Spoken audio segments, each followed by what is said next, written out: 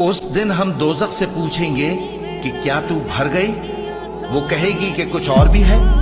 और बहिश्त परहेजगारों के करीब कर दी जाएगी कि उनसे मुतलक दूर न होगी। यही वो चीज है जिसका तुमसे वादा किया जाता था, यानी हर रुजू लाने वाले, हिफाजत करने वाले से। जो रहमान से बिन देखे डरता रहा और रुजू करने वाला दिल लेकर आया, उसमें सलामती के साथ दाखिल हो जाओ। ये हमेशा रहने का दिन है, वहां जो चाहेंगे उनके लिए हाजिर होगा। और हमारे यहाँ और भी बहुत कुछ है, और हमने उनसे पहले कई उम्मतें हलाक कर डाली। वो लोग इनसे कुव्वत में कहीं बढ़कर थे। फिर वो शहरों में गश्त करने लगे, क्या कहीं भागने की जगह है? जो शख्स दिले आगाह रखता है या दिल से मुतवज्जे होकर सुनता है, उसके लिए इसमें नसीहत है। और हमने आसमानों और जमीन को और जो मखलूकात इनमें है सबको 6 दिन में बना दिया, और हमको जरा भी थकन नहीं हुई। और जो मेरी नसीहत से मुंह फेरेगा, उसकी जिंदगी तंग हो जाएगी, और क़यामत को हम उसे अंधा करके उठाएंगे।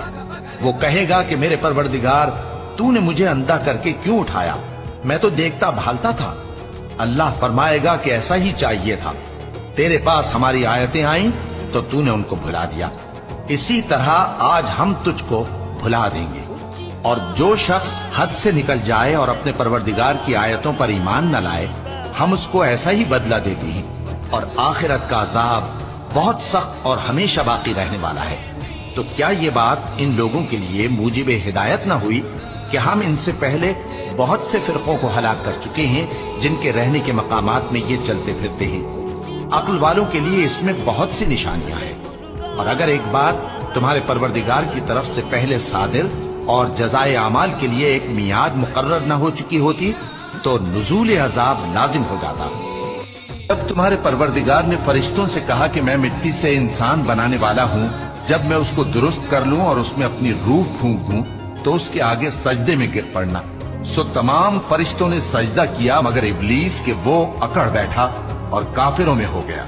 अल्लाह ने फरमाया कि ऐ इब्लीस, जिस शख्स को मैंने अपने हाथों से बनाया, उसके आगे सजदा करने से तुझे किस चीज ने मना किया? क्या तू गुरूर में आ गया या ऊंचे दर्जे वालों में था?